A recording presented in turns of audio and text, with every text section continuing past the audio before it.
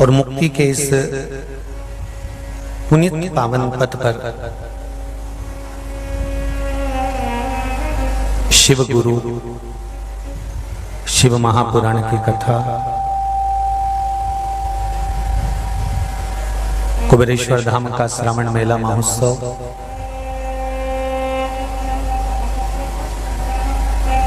जिसको हम भगवान की अविरल भक्ति से प्राप्त कर रहे हैं। कथा के मुख्य यजमान श्री जगदीश नारायण जी, श्रीमती पुष्पा देवी जी, पुष्पा द्विवेदी, उन्नाव उत्तर प्रदेश से हैं। कुलमणि जी, कुलमणि दास जी, रश्मि दास जी, अनगुला उड़ीसा से कथा के मुख्य यजमान का पद ग्रहण करी है। अभय दीपक जी सारस्वत, अभय दीपिका जी सारस्वत इंदौर से शिव महापुराण कथा के मुख्य यजमान का पद ग्रहण करे हैं। सारस्वत परिवार पहले भी शिव पुराण कथा यहाँ से मूल ऑनलाइन करवा चुके हैं। ये दूसरी बार का क्रम फिर आकर इस पावन कथा को यजमान पद ग्रहण करे हैं। श्री वीके चौहान जी, श्रीमती मंजुला चौहान जी नोएडा से हैं। आप इस कथा के मुख्य यजमान पद ग्रहण करे हैं। श्री योगेंद्र चंद्राकर जी रायपुर छत्तीसगढ़ से हैं। आप इस शिव महापुराण कथा के मुख्य यजमान पद ग्रहण करे हैं। देवानंद जी देवा भोपाल से हैं, तो इस पावन शिव महापुराण कथा के मुख्य यजमान पद ग्रहण करे हैं। ये 6 यजमानों ने मिलकर इस पावन शिव गुरु शिव महापुराण कथा को इस पावन कुबेरेश्वर धाम की भूमि पर संजोया है। बहुत बहुत साधुवाद सभी यजमान परिवार को, बहुत बहुत साधुवाद। बाबा देवादिदेव महादेव की करुणा, कृपा, दया, उदारता, कुबेर भंडारी आप सभी के मन के मनोरथ पूर्ण कर जीवन में ऐसा सत्कर्म करवाता रहे।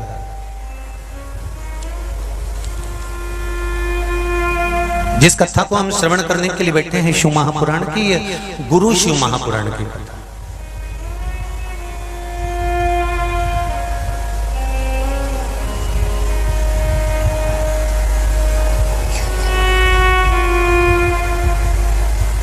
गुरु और गुरु मंत्र शंभु, एक तरफ गुरु है और एक तरफ गुरु का मंत्र है। जितने आस्था पर सुन रहे हो और इस कुबेरेश्वर धाम के 1, 2, अंदर के 3, छोटा 4, लोहे वाला 5 और हॉल 6 पंडालों में बैठकर जितने भी लोग कथा सुन रहे हो, अपने जीवन में एक बात अपने से उतार कर रखना कि एक तरफ गुरु है और दूसरी तरफ गुरु का मंत्र है।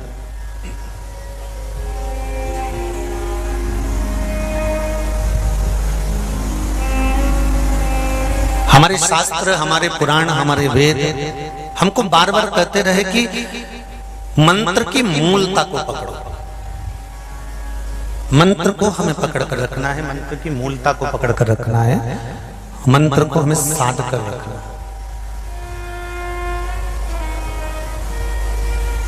शंभो शरणे पड़ी मांगू घड़ी रे घड़ी, दुख का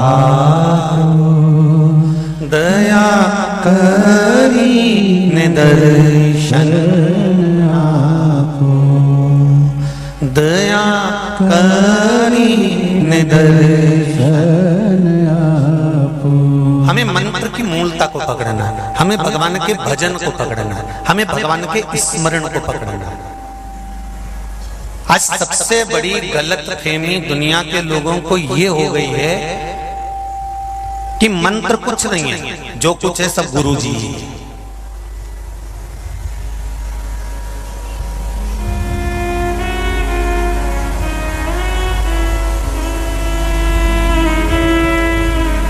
एक भजन लोग गाते हैं, आप लोगों ने भी कभी ना कभी गुनगुनाया होगा, उसका स्मरण जरूर करिएगा कि राम से बड़ा राम का नाम, जम के बोले जरा, राम से बड़ा राम का नाम, राम से बड़ा राम का नाम। जिस नाम को लेकर तर गए, जिस नाम को लेकर कर गए, जिस नाम का केवल उच्चारण कर कर, मंत्र का उच्चारण कर कर लेकर ना जाने कितने पापी, कितने पापी पार उतर गए।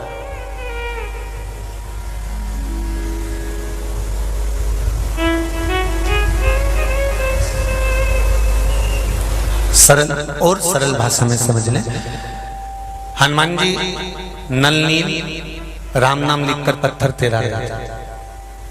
राम जी ने सोचा पत्थर पे मेरा नाम लिखा जा रहा है तो मैं भी इस पत्थर को तेरा के दे दे। उन्होंने एक पत्थर उठाया, नदी में समुद्र में डाला, तो पत्थर डूब गया। तेरा था नहीं, डूब गए।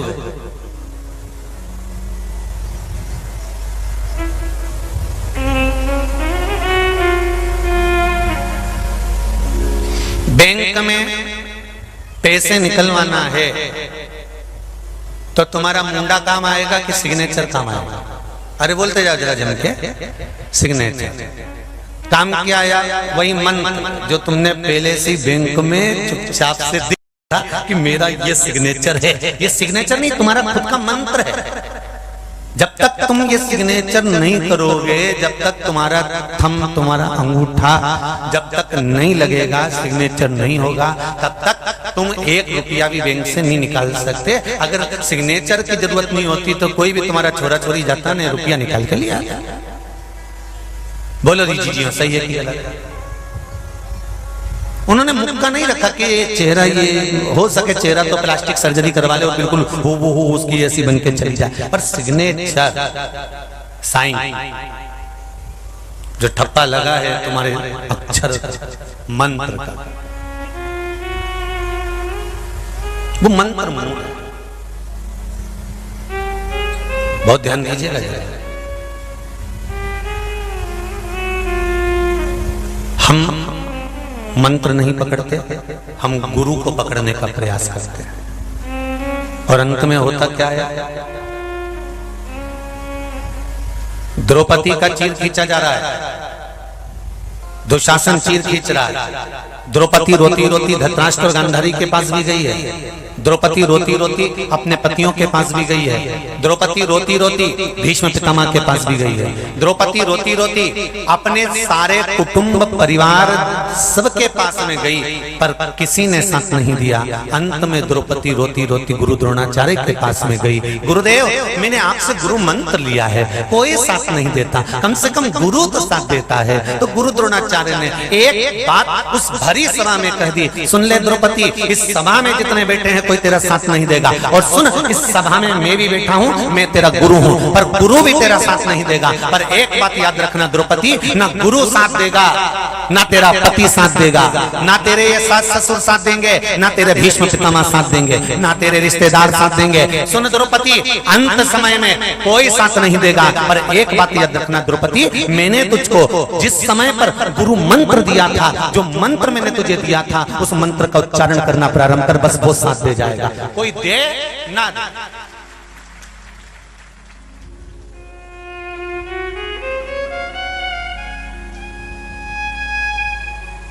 अच्छा, दुनिया के लोग इतने चतुर हैं, पढ़ना कुछ नहीं चाहते। फिर वही वाली बात आ गई, बस कहीं का ऐसा महाराज मिल जाए और गड़ा हुआ धन निकाल के और हंडा की हंडा दे जाए। तो ये यहाँ तो शास्त्र कह रहा है, भजन करो भरी जवानी में, बुढ़ापा किसने दे। सुख मिलता कहाँ है? कहाँ सुख मिलेगा?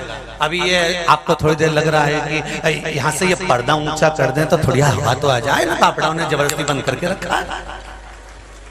अब तुमने सुख देखने की बात करी और इतनी देर में धड़ धड़ा के दादा उन बरस जाए, फिर थोड़ी देर बताओ समिति वालों को यहां से बंद कर देना था, पानी रुक जाता। अब जो पीछे बैठे हैं ना वो सोच रहे होंगे जो आगे बैठे हैं वो सुखी हैं, और जो आगे बैठे हैं ना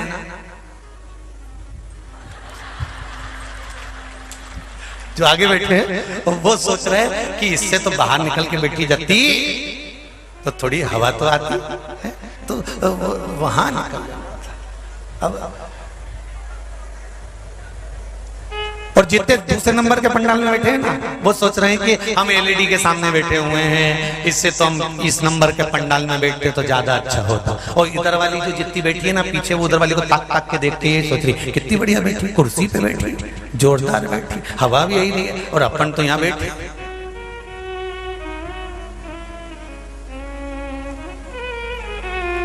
सुख ढूंढ रहे हो, और ईमानदारी की बात है मिलता है सच्चा सुख केवल भोलेनाथ तुम्हारे चरणों में, महादेव तुम्हारे चरणों में।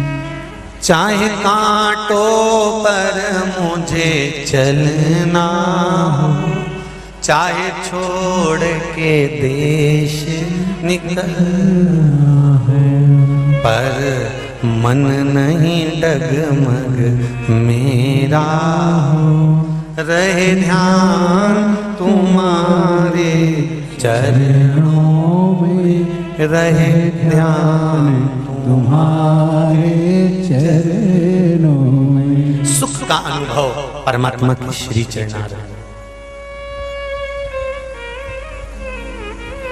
गुरु में वो बल नहीं जो गुरु मंत्र में बल है।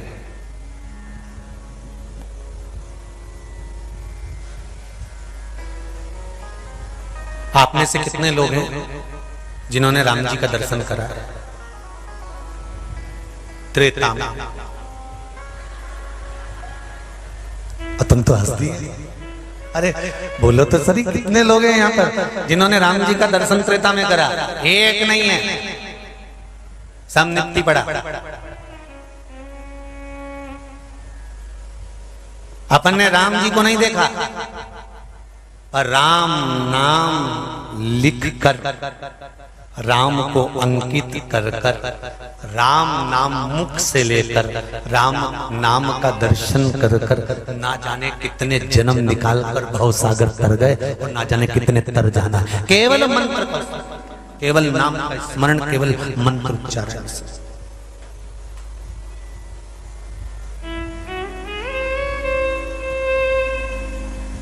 अच्छे से समझ लेना भाई, गुरु मंत्र और गुरु में बहुत अंतर है। गुरु जो मंत्र देता है उस मंत्र को लेने के बाद मृत्यु लोक में दूसरी बार जन्म नहीं होता, भगवान की शरणागति प्राप्त हो जाती है, फिर कोई जन्म हमारा नहीं होता, फिर कोई हमारे जन्म का कोई महत्व नहीं, फिर तो गए। गुरु ने जैसे नोट आपकी जेब में जो भी नोट पड़ा हो, 500 का, 50 का, 100 का, 10 का, 5 का, 2 रुपया, 1 रुपया, जो भी नोट होगा, जो कागज का नोट होता है उस पे गवर्नर के दर्शन सिग्नेचर होते हैं। जब तक गवर्नर के सिग्नेचर नहीं हो उस नोट पर, जब तक हस्ताक्षर नहीं हो तब तक वो नोट भी किसी काम का नहीं रहता, उस पर सिग्नेचर होना जरूरी होता है। उसी तरह मृत्यु लोक में आने के बाद में, संसार में आने के बाद में, इस भूमंडल पर आने के बाद में, इस पृथ्वी पर आने के बाद में, अगर हम मृत्यु लोक में जन्मे हैं, चाहे ब्राह्मण हो, चाहे क्षत्रिय हो, चाहे वैश्य हो, चाहे शूद्र हो, तुम जिस वर्ण के हो, उस वर्ण में, जिस वर्ण में जन्मे हो, उस वर्ण में आने के बाद अगर हमने कहीं किसी गुरु की शरणागति ग्रहण नहीं करी और गुरु मंत्र प्राप्त नहीं करा, तो समझ लेना कि तुम वो नोट हो जिस पर सिग्नेचर नहीं है, जो कहीं चल नहीं सकता, परमात्मा के दरवाजे पर भी जा नहीं सकता। गुरु के मंत्र में वो बल होता है कि वो खोटे सिक्के को भी चला जाता।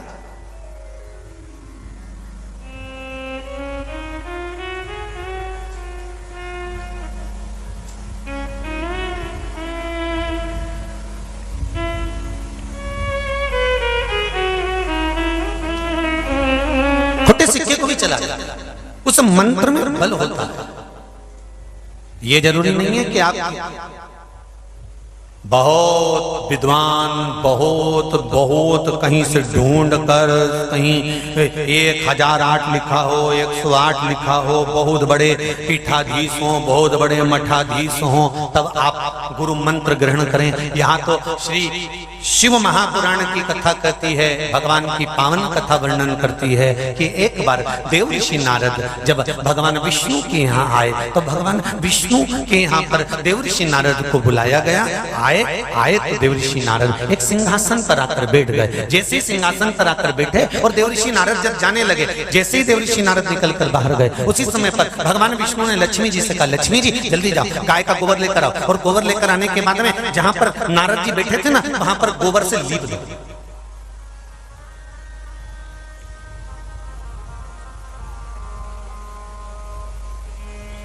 जाओ जरा गोबर लाओ और गोबर से लीपो। पूछा, ये गोबर से लिपवा क्यों रहे हो? नारद जी अभी तो उठ कर गए यहां से, और आप कह रहे हो कि गोबर से लीप। तो नारद जी जहां बैठे थे वहां गोबर से लीपो। क्या नारद जी अशुद्ध हैं? नहीं। फिर नारद जी नुगरे का मतलब होता है, नारद जी जो दान करेंगे वो दान सिद्ध नहीं होगा। नारद जी जिस मंत्र का जाप करेंगे वो मंत्र सिद्ध नहीं होता। नारद जी जिस तीर्थ में जाकर दर्शन करेंगे वो सिद्ध दर्शन नहीं कहा जाएगा।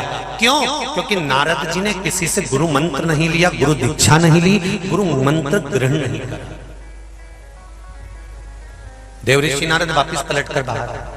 वापिस देव ऋषि नारद आए और देव ऋषि नारद जैसे दौड़ कर आए तो देव ऋषि नारद जी ने भगवान विष्णु से कहा कि मेरे जाने के बाद तुमने गोबर से क्यों मेरे सिंहासन को लिपाया? जिस सिंहासन पर मैं बैठा था, जिस आसन पर मैं बैठा था, उस आसन को आपने गोबर से लिपा दिया। तो भगवान कहने लगे, तुम नुगरे हो, तुमने मंत्र नहीं लिया, तुमने किसी गुरु की शरणागति ग्रहण नहीं करी, तुम किसी गुरु के चरणों में नहीं गए, तुम किसी गुरु के पास जाकर 2 क्षण नहीं बैठे, तुमने किसी गुरु के धाम में जाकर कभी बुआरी नहीं लगाई, तुमने किसी गुरु के दरवाजे पर जाकर कभी झूठन का स्मरण नहीं करा, तुमने किसी गुरु के दरवाजे पर जाकर कभी आसन नहीं लगाया, तुमने किसी गुरु के दरवाजे पर जाकर कभी कोई नित्य का आनंद में भगवत भजन कर्म नहीं किया, तुमने किसी गुरु के दरवाजे पर जाकर कभी यज्ञ दान पुण्य भजन स्मरण कीर्तन मंत्र जाप नाम जाप कभी नहीं किया, इसलिए तुम नुगरे माने गए। क्यों कहता है हमारा संत भाव? भारत की भूमि के जितने भी आश्रम में जाना, भारत की भूमि के जितने भी मठों में जाना, भारत की भूमि के जितने भी संतों के पास जाना, आप अपना भोजन ग्रहण करोगे और भोजन ग्रहण करने के बाद आप अपनी पत्तल उठाकर फिर डस्टबिन में डालोगे। बोलो सही है कि गलत है? भारत की भूमि के जितने भी आश्रम में, जितने भी मठों में, जितने भी संत जहां निवास करते हैं, ऐसी पावन धरा पर जाकर देखना, आप अपना भोजन ग्रहण कर पत्तल को उठाकर डस्टबिन में फेंकोगे, एक साइड ले जाकर डालोगे, अपना जूठन खुद उठाओगे, और एक अन्न का दाना भी अगर नीचे पड़ा हुआ है तो उसको उठाकर डाल दोगे कहीं कचरे में, कि कहीं उठाकर फेंक दिया जाए। उसका कारण क्या होता है?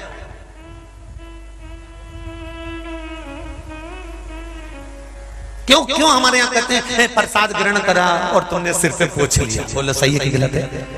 प्रसाद लिया और तुमने हृदय से लगा लिया हाथ को, प्रसाद खाया, पंचामृत लिया, चरणामृत लिया और उसका हाथ से पर पोंछ लिया। उसका कारण क्या है?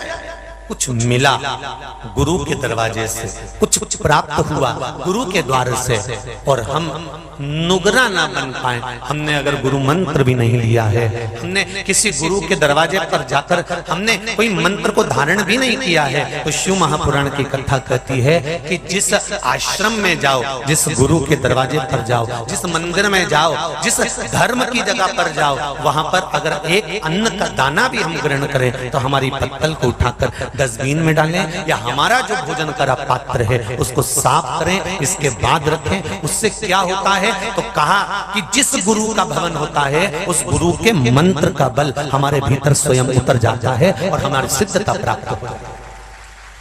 मात्र सेवा का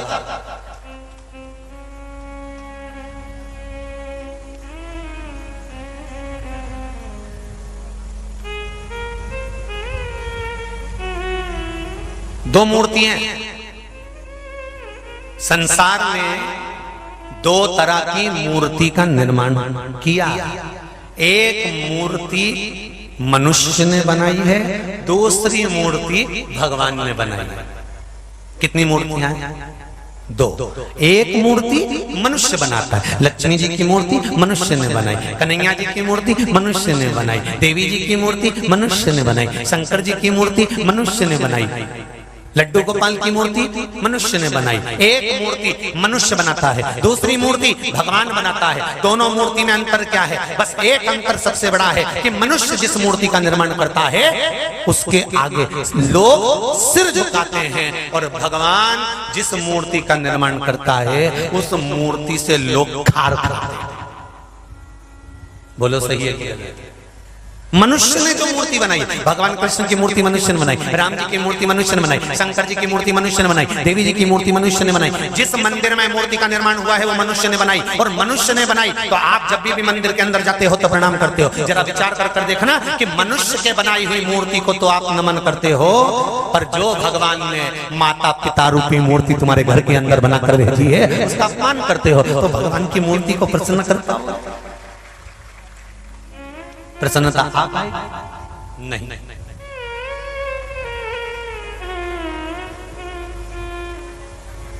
सुख अनुभव हो।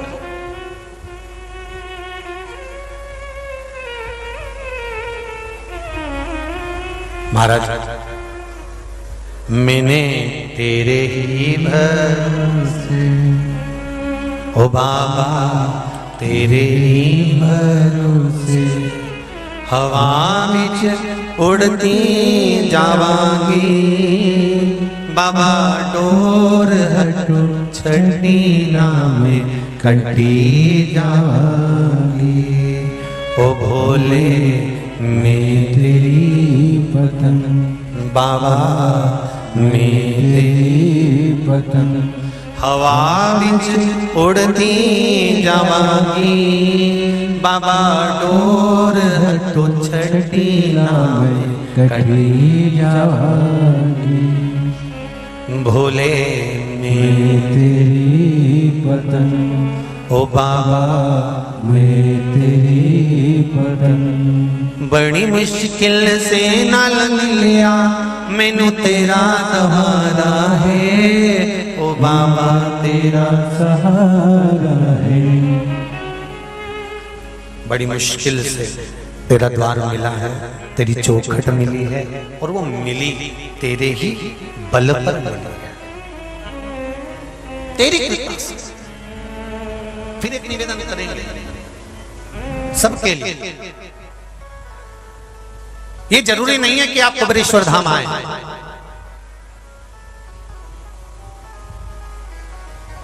निवेदन केवल एक है कि तुम्हारे घर के पास में, दुकान के पास में, जहां तुम रहते हो, अपने घर के पास जो शिव मंदिर हो वहां एक लोटा जल ले जाकर चढ़ाना प्रारंभ करिए।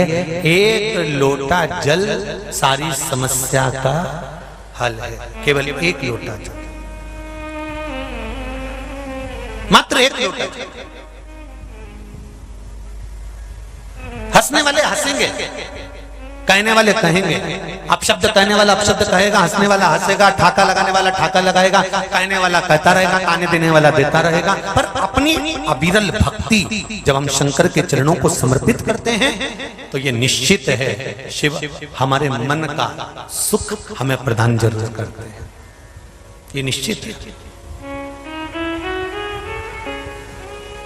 मेरे भोले तेरा सहारा है, मेरी नैया का तो किनारा है, मेरी नैया का तो किनारा है। भगवान से हम जो दिल से शिव जी को कहते हैं, भगवान उसको सुनता है, श्रवण करता है। आप सबसे भी कहेंगे कि बाबा कुबेरेश्वर के भवन में, भगवान कुबेरेश्वर बाबा की इस पावन धरा पर, भगवान कुबेर भंडारी की इस पावन भूमि पर जब आप अंदर प्रवेश करें, कुबेरेश्वर बाबा की पावन धरा पर कहीं पर भी बैठकर 108 बार श्री शिवाय नमस्तुभ्यम इस मंत्र का जाप करें और मंत्र का जाप कर कर आप बाबा से निवेदन कर कर और फिर कहेंगे आप यहाँ पर भी नहीं आ सकते, मत आओ। आस्था चैनल पर शिव महापुराण की कथा सुन रहे हो, फेसबुक यूट्यूब पर कथा श्रवण कर रहे हो, गुरु शिव महापुराण की कथा श्रवण कर रहे हो, हृदय से उस टीवी के सामने बैठकर, मोबाइल के सामने बैठकर भगवान की कथा को दिल से श्रवण करते हुए, ये भाव मन में जोड़ते हुए कि हम कुबेरेश्वर बाबा की पावन धरा पर बैठकर कथा सुन रहे हैं। बाबा मेरे मन का ये मनोरथ है, पूर्ण आपको करना है, सफल आपको करना है, मैं तो केवल आपके भरोसे पर आया हूँ। बाबा उसको सुनेगा तो ये निश्चित है कि 3 महीने में यहाँ बुला ही लेगा, ये निश्चित है, ये पक्का है। अभी मैं निश्चित है कि वो सुनेगा जरूर, कहेगा, बोलेगा। उसकी कृपा, उसकी दया, उसकी उदारता। डमरू की धुन सुन के मैं काशी नगरी आई हूँ, तेरे डमरू की धुन सुन के मैं काशी नगरी आई हूँ। मैं काशी नगरी आई हूँ, मैं काशी नगरी आई हूँ, मैं काशी नगरी आई हूँ, मैं काशी नगरी आई हूँ। मैं काशी नगरी आई हूँ, मैं काशी नगरी आई हूँ, मैं काशी नगरी आई हूँ, मैं काशी नगरी आई हूँ। मेरे भोले ओ हम भोले, मैं काशी नगरी आई हूँ, मेरे भोले ओ हम भोले, मैं काशी नगरी आई हूँ। जय हो।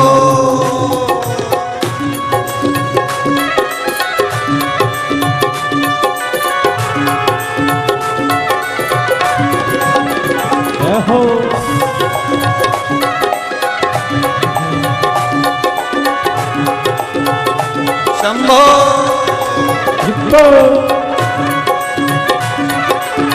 हर हर महादेव।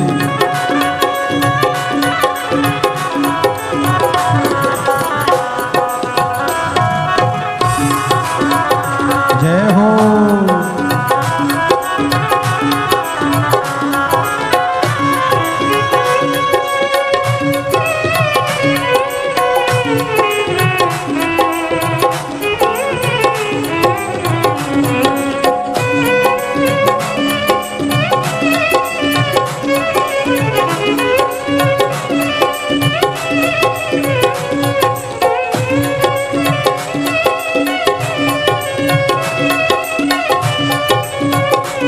हर हर भोले। जय हो।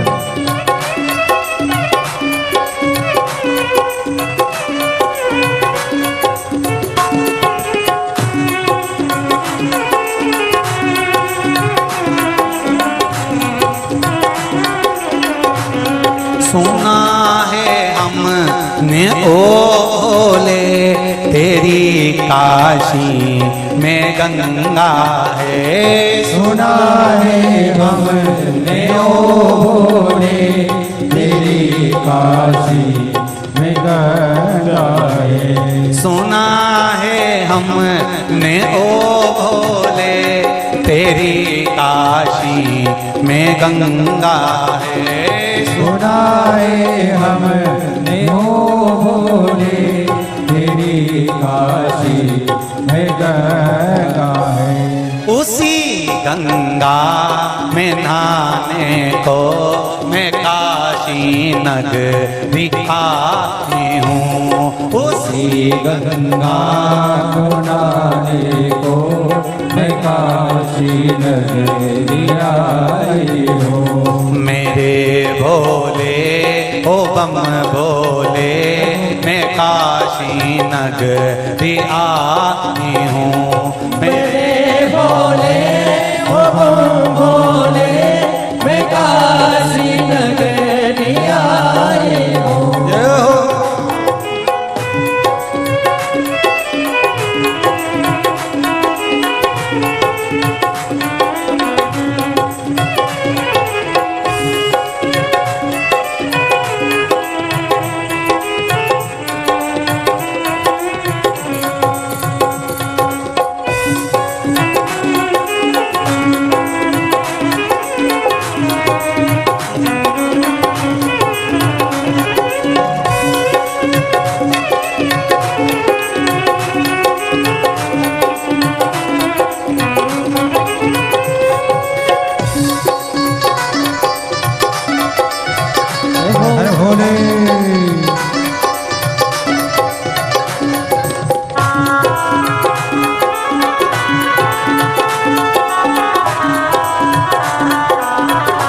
शंकर भगवान की जय।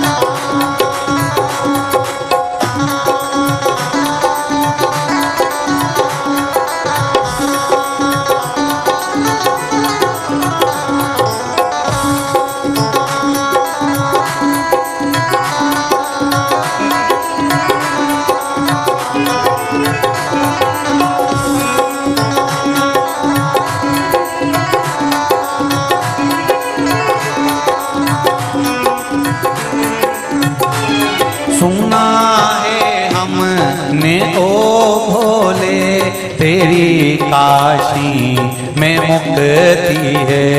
सुना है हमने ओ भोले तेरी काशी में मुक्ति है। सुना है हमने ओ भोले तेरी काशी में मुक्ति है। सुना है हमने ओ भोले तेरी काशी में मुक्ति है। उसी मोक्ति को पाने को मैं काशी नगरी आई हूँ। उसी मुक्ति को पाने को मैं काशी नगरी आई हूँ। मेरे भोले ओ बम भोले मैं काशी नगरी आई हूँ। मेरे भोले ओ भोले मैं काशी नगरी आई हूँ। बड़े आनंद से दोनों हाथों से ताली से बजाते। जय हो। शंभो।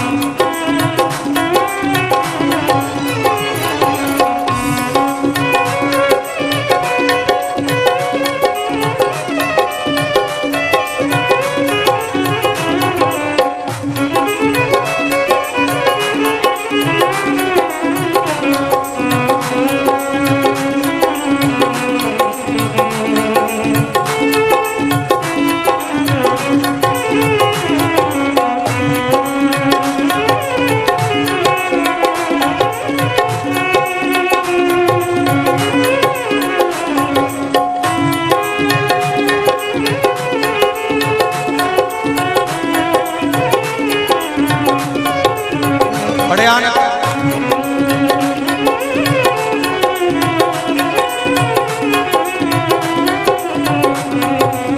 शंभो।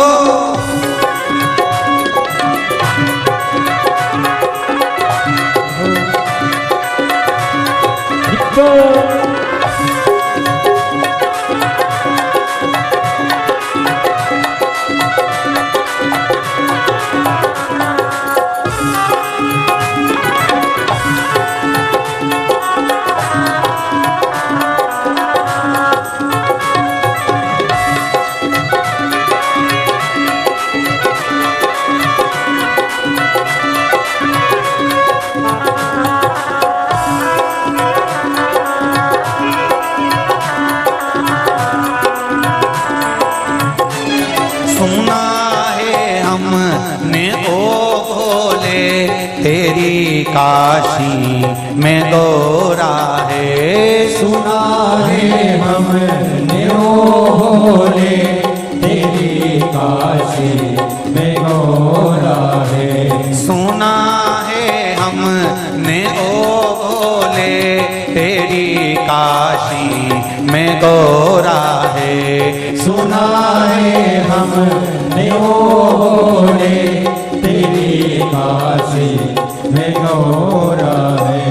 उसी गौरा को पाने को मैं काशी नगरी आई हूँ। उसी गौरा को पाने को मैं काशी नगरी आई हूँ। मेरे भोले ओ बम भोले मैं काशी नगरी आई हूँ। मेरे भोले ओ भोले मैं काशी नगरी आई हूँ। मेरे भोले ओ बम भोले मैं काशी नगरी आई हूँ। मेरे भोले ओ भोले मैं काशी नगरी आई हूँ। मैं काशी नगरी आई हूँ।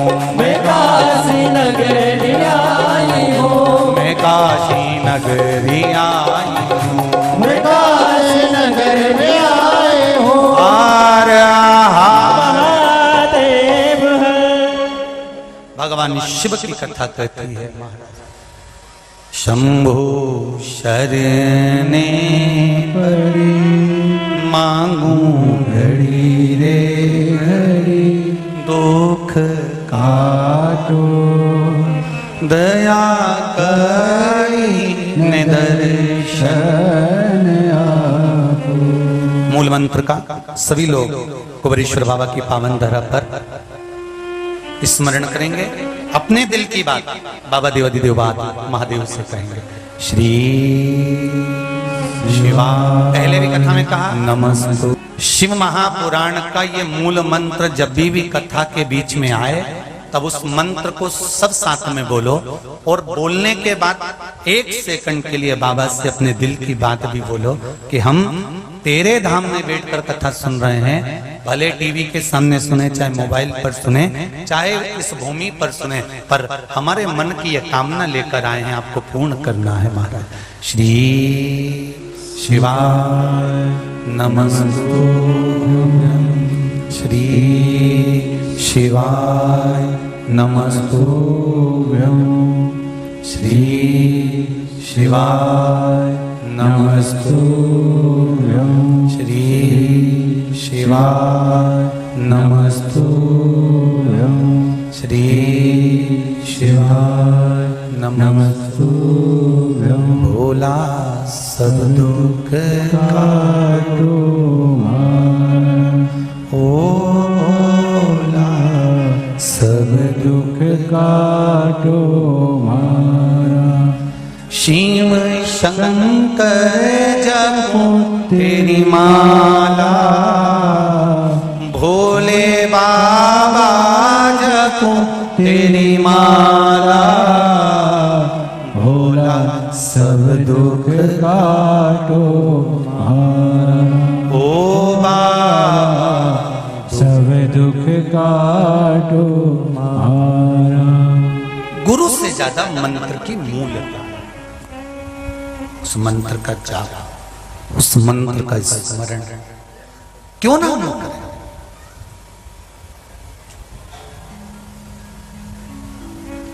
भगवान कृष्ण के गुरु कौन थे? जम के बोलो जरा। भगवान कृष्ण के गुरु कौन थे? किनकियां पढ़ने गए थे उज्जैन में? सांदीपनी ऋषि के यहाँ। अच्छा जरा विचार करिएगा, कुछ तो तुम्हारा पुण्य होगा कि तुम अपना घर छोड़कर कुबेरेश्वर बाबा की धरा में बैठकर गुरु शिव महापुराण की कथा सुनो।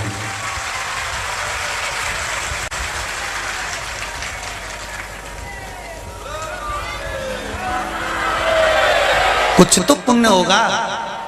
और ये 6 जजमान बैठे हैं, इनका भी कोई उन्नाव उत्तर प्रदेश से है, कोई उड़ीसा से, कोई इंदौर, कोई नोएडा, कोई रायपुर छत्तीसगढ़, कोई भोपाल, इनका भी कोई ना कोई पुण्य तो प्रबल होगा, जिसके कारण बस ये शिव महापुराण के मुख्य यजमान बने हैं।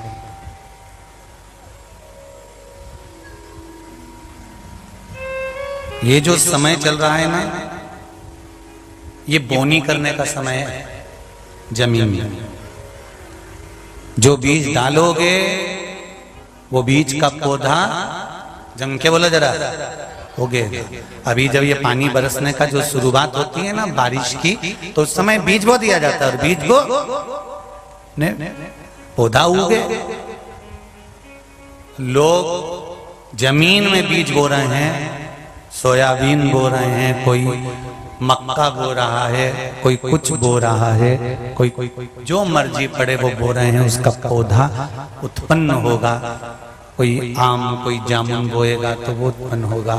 आप सब भगवान शंकर के नाम का बीज अपने भीतर बो रहे हो, तो ये निश्चित है कि कुछ ना कुछ मेरा बाबा देगा ही, खाली नहीं छोड़ेगा। ये निश्चित है, पक्का है, वो देगा जरूर।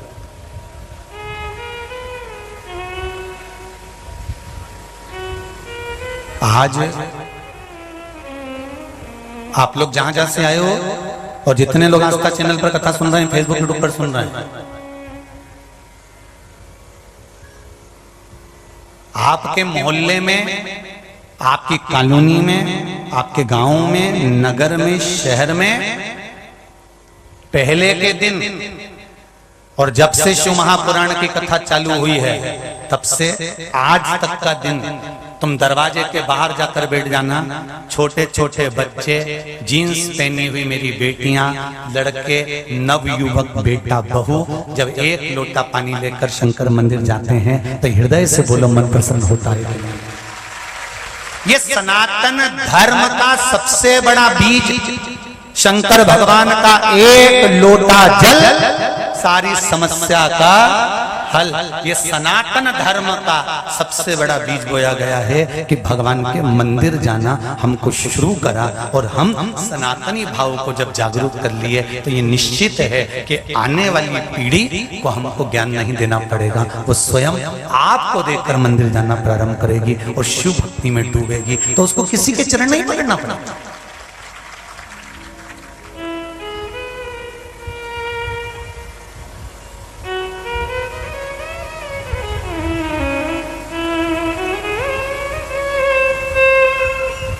किसी के चरण नहीं पकड़ना पड़ा। जिसने एक बार देवाधिदेव महादेव का दरवाजा देख लिया, भगवान शंकर के मंदिर का द्वार जिसने देख लिया, उसका दरवाजा यमराज बड़ी मुश्किल से देख पाता है। ध्यान रखना, बड़ी मुश्किल से।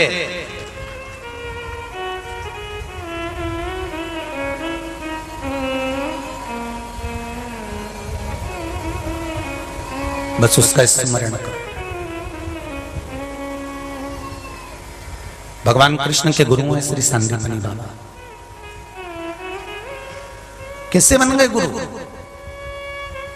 वो भी त्रिलोकी का नाथ भगवान जगन्नाथ, और जगन्नाथ भगवान कृष्ण के गुरु और सांदीपनी ऋषि। सोचो जरा,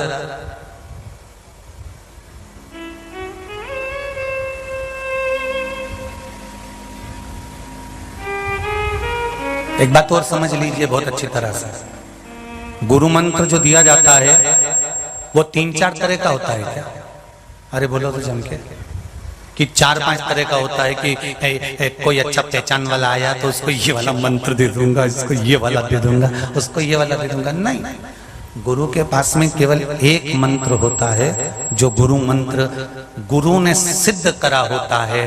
अपने एक आसन पर बैठकर भगवान की भक्ति को धारण कर कर जो गुरु उस मंत्र को सिद्ध कर लेता है, वही मंत्र गुरु आपके कानों में प्रदान कर देता है कि इस मंत्र का जाप तुम भी करो और अपने जीवन को सार्थक बनाओ। दे देते। देव ऋषि नारद गुरु मंत्र नहीं लिए, नुगरे कहलाए, और नुगरे कहलाए तो भगवान देव ऋषि नारद ने कहा कि मेरे जाने के बाद गोबर लिपा गया, ये मुझे अच्छा नहीं लगा, मेरे जाने के बाद पोछा लगे, ये अच्छी बात नहीं है। आज भी हमारे सनातन हिंदू धर्म में रीति है, अगर घर में से घर का सदस्य जब घर से बाहर निकलता है तो झाड़ू पोछा नहीं लगाया जाए।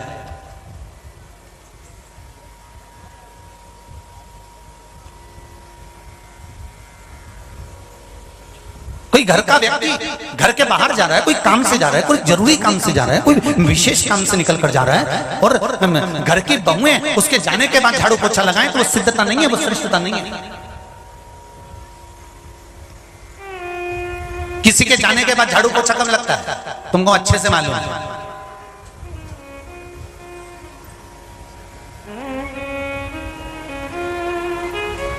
आंसुड़ा ढलकाती जाए और झाड़ू पोछा लगाती जाए। ये कब लगता है?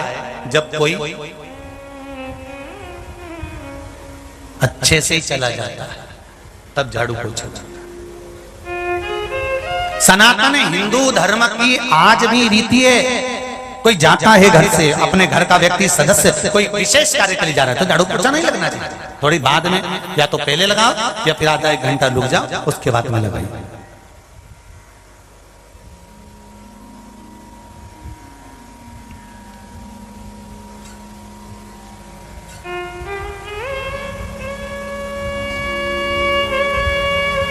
जैसे एक दुर्वा, कितनी दुर्वा? एक दुर्वा, मात्र एक दुर्वा शंकर भगवान पर चढ़े हुए जल जब नीचे की ओर आता है, जिस जगह पर जल गिरता है उस जगह पर मात्र एक दुर्वा प्रदोष के दिन अपनी कामना कर कर इस शरीर के सुख के लिए शंकर भगवान के जल गिरने वाले स्थान के पास में अवधूतेश्वर महादेव के नाम से रख दी जाती है, तो जिंदगी में कभी बड़ी बीमारी नहीं आती। उसी तरह जिससे रोग को समाप्त करने के लिए दुर्वा का प्रयोग किया जाए। आप लोगों ने पूर्व में जो शिव महापुराण की कथा कुबेरेश्वर बाबा की धरा से करी थी, वो आप लोगों को ध्यान में होगा। दुर्वा कैसे उत्पन्न हुई थी, दुर्वा का महत्व क्या है, कितनी दुर्वा चढ़ाना चाहिए, कैसी दुर्वा चढ़ाना चाहिए, दुर्वा की उत्पत्ति कहां से हुई है, दुर्वा तोड़ने के बाद पानी में डालने के बाद फिर हरी हो जाती है, इसका क्या कारण है, दुर्वा गणेश जी को क्यों चढ़ाई जाती है, शंकर जी को दुर्वा किस स्थान पर चढ़ाई जाती है, ये सारी कथा आपको पूर्व में इसी कुबेरेश्वर बाबा के पावन धरा से सुना चुके हैं, जो टीवी पर डली हुई है। कभी आपने नहीं सुनी हो तो यूट्यूब पर से दुर्वा शिव महापुराण की कथा आप निकालकर उसको श्रवण कर सकते हैं। उसमें वर्णन किया है कि इस दुर्वा का महत्व क्या है, दुर्वा का क्या क्या। मात्र एक दुर्वा प्रदोष के दिन शिवलिंग पर चढ़े हुए जल जहां से नीचे की ओर गिरता है, उस जगह पर मात्र अपने शरीर की कामना करते हुए भगवान से रोग मुक्ति के लिए एक दुर्वा अगर समर्पित कर दी जाए तो कोई बड़ी बीमारी जिंदगी में आ ही नहीं सकती, ग्रहण ही नहीं पा, मतलब ग्रसित नहीं कर सकती।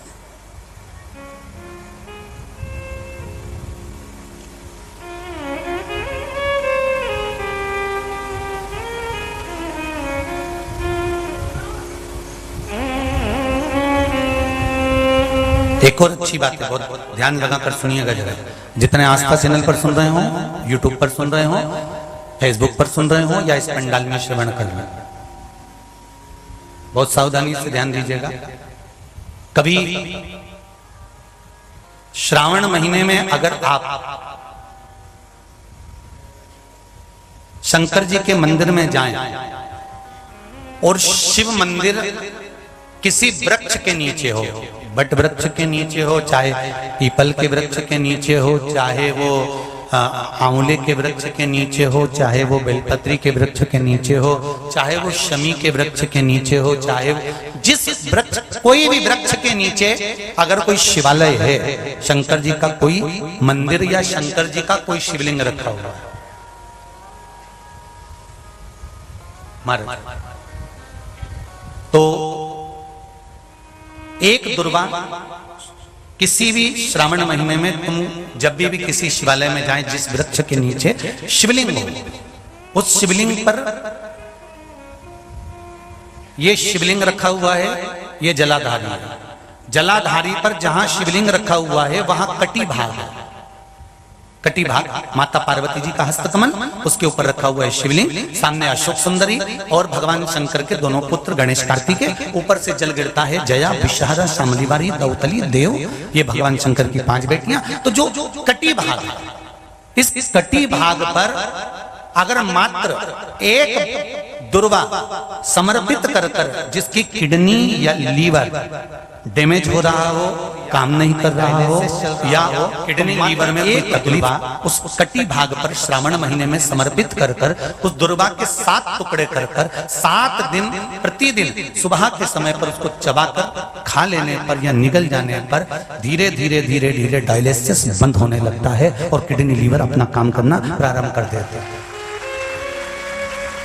दुर्वा कोई साधारण नहीं है। विष्णु पुराण में, पद्म पुराण में, अग्नि पुराण में, नर्मदा पुराण में, शिव महापुराण के अंतर्गत दुर्वा की महत्वता है।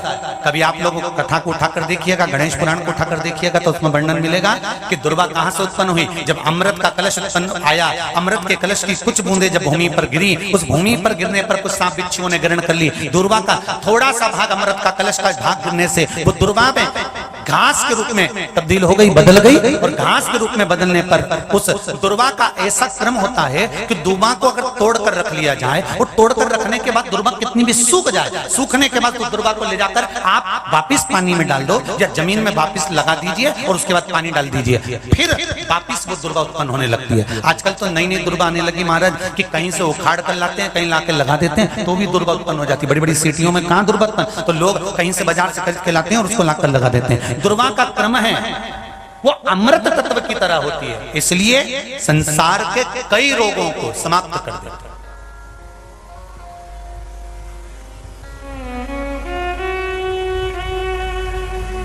कई रोग,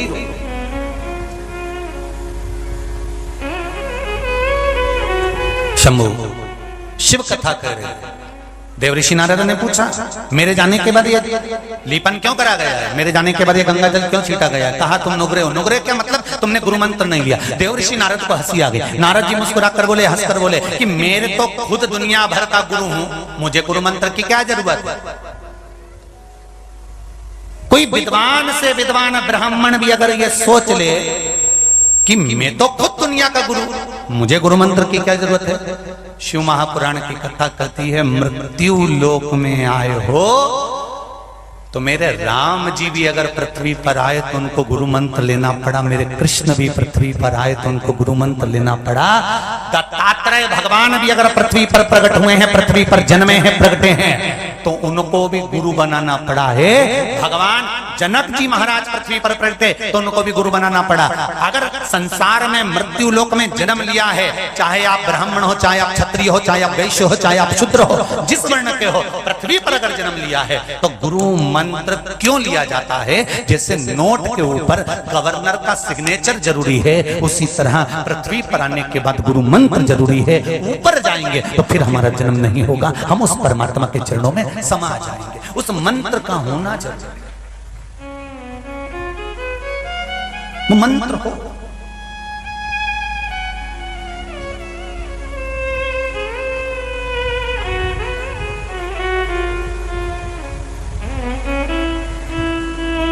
पिछली गुरु पूर्णिमा के समय की शिव महापुराण ने एक बात कही थी,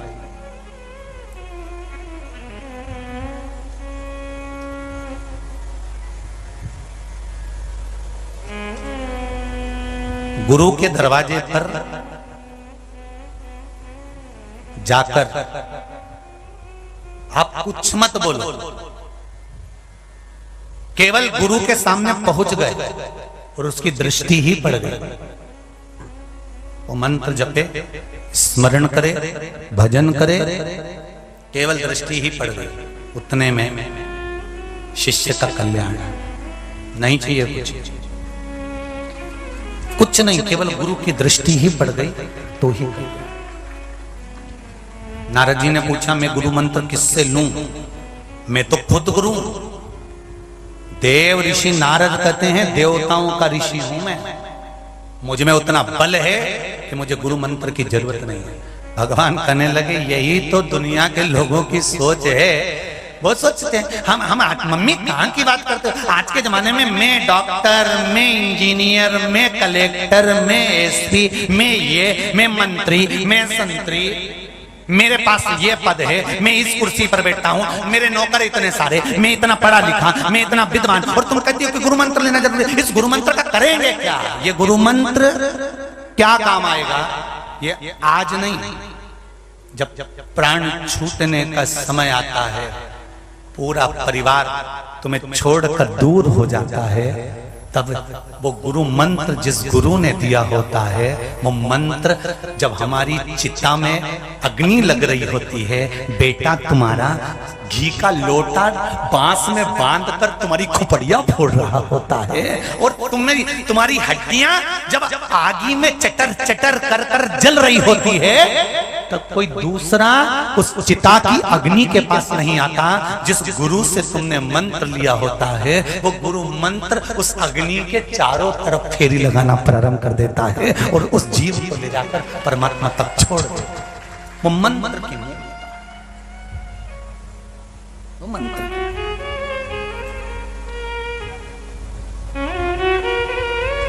ऐसी प्रेम भिक्षा लाना रे गुरु ने मंगाई, ऐसी प्रेम भिक्षा लाना रे गुरु ने मंगाई। गुरु ने मंगाई, सतगुरु ने मंगाई, गुरु ने मंगाई, सतगुरु ने मंगाई। पहली भिक्षा जल की लाना, पहली भिक्षा जल की लाना, कुआं बावड़ी के छोड़ के आना। देखिए गुरु भिक्षा मंगवा रहा और कह दिया कुआं और बावड़ी छोड़कर लाना, जल लाना, पर ना कुएं के पास जाना ना बावड़ी के पास जाना। भगवान कृष्ण के जो गुरु हैं संदीपनी जी, 14 वर्ष के थे संदीपनी ऋषि, मात्र 14 वर्ष के, और अपने गुरु जी क्या पढ़ रहे थे, और गुरु जी क्या पढ़ते पढ़ते गुरु जी ने परीक्षा ले ली, और संदीपनी 14 वर्ष के थे। भगवान कृष्ण के गुरु संदीपनी ऋषि मात्र 14 वर्ष के, और गुरु जी क्या पढ़ रहे थे, और गुरु जी ने परीक्षा ले ली। गुरु जी का बेटा रो रहा था, और संदीपनी ऋषि के गुरु जी ने कहा, संदीपनी जी गुरुदेव बोलो, मैं माला जप रहा हूं, किसी के रोने की आवाज आ रही है, एक काम कर, इतना शोर जो कर रहा है ना, कुएं में बैठ, उसको ले जा कुएं में पटक दे। 14 साल के संदीपनी ऋषि गुरु जी के बेटे को उठा लिए, मां रोटी बना रही है गुरु माता, और 14 वर्ष के संदीपनी ऋषि गोदी में उठाकर गुरु जी के पुत्र को ले जाकर कुएं में फेंक रहे, कुएं में डाल दिया। इतने में गुरु माता ने देखा, आवाज लगा दी, अरे मेरा पुत्र गया, अरे मेरा पुत्र गया, दौड़ो जल्दी से। शिष्य बाकी के बेटे थे सब दौड़ कर गए और बच्चे को तुरंत उठाकर कुएं में से निकालकर बाहर लेकर आ गए। बच्चा नहीं मरा, बच्चा नहीं मरा, पर 14 वर्ष के संदीपनी ऋषि को 7 के शिष्य जो मारना चालू करे कि ये तो पगला गया है, पागल हो गया है, बावरा हो गया है, मूर्ख हो गया है। बताओ, गुरुजी के बेटे को कुएं में डाल दिया, गुरुजी के पुत्र को कुएं में डाल दिया। गुरुजी के कानों में शब्द गया कि मेरे संदीपनी को मारा जा रहा है। गुरुजी दौड़कर बाहर गए और दौड़कर जाकर कहा, अरे क्या कर रहे हो, कर क्या रहे हो तुम, ये क्यों मार रहे हो उसको? आपके बेटे को कुएं में डाल दिया इसने, मर जाता, हमने बचा लिया और दिया धर। गुरुजी ने कहा, तुम्हारा गुरु भाई है, जिस गुरु के पास तुम शिक्षा ग्रहण कर रहे हो, उस गुरु के पास में ये भी शिक्षा ग्रहण कर रहा है। ये गुरु भाई है, छोड़ो इसको, मत मारो। संदीपनी को छोड़ दिया।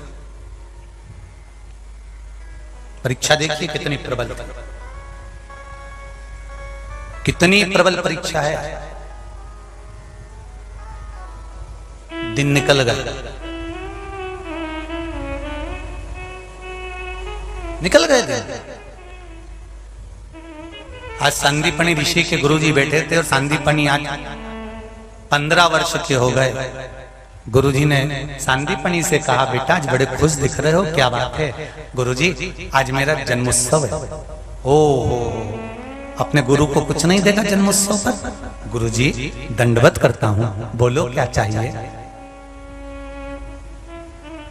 तेरी गुरु माता जिस रसोई घर में भोजन बनाती है ना, उस घर का जो छप्पर है ना, उसमें आग लगाया। जन्मदिन का गिफ्ट छप्पर में आग। 15 वर्ष के सांदीपनी ऋषि उठे और सांदीपनी बाबा चले और गुरुजी की आज्ञा का पालन कर कर गुरु माता नीचे भोजन बना रही और छप्पर में आग लगा दी।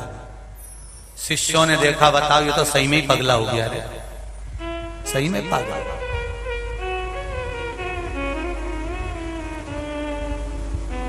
मां नीचे भोजन बना रही और छप्पर में आग लगा दी। ये क्या कर रहा है सांदीपनी? फिर दिया धर धर के। शिष्यों ने फिर मारा। सांदीपनी बिलखा, रोया, चिल्लाया। गुरुजी फिर दौड़ कर आए। क्यों मार रहे हो इसको? क्यों? मां नीचे भोजन बना रही और इसने छप्पर में आग लगा दी। छोड़ो, तुम्हारे साथ पड़ता है, गुरु भाई है तुम्हारा, ऐसे मारना नहीं चाहिए, छोड़ो जल्दी से। गुरुजी ने फिर छुड़ा लिया। परीक्षा है, बड़ी विचित्र परीक्षा लेता है गुरु।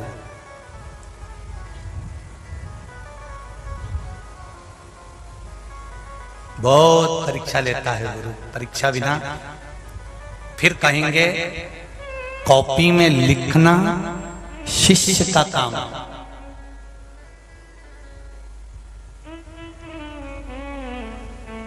रिजल्ट बनाना गुरु का काम है। कर्म करना आपका काम है, पर उस कर्म का सही फल देना तो मेरे कुबेर भंडारी का काम है कि कैसे देगा। ये आप फिर निवेदन करूं।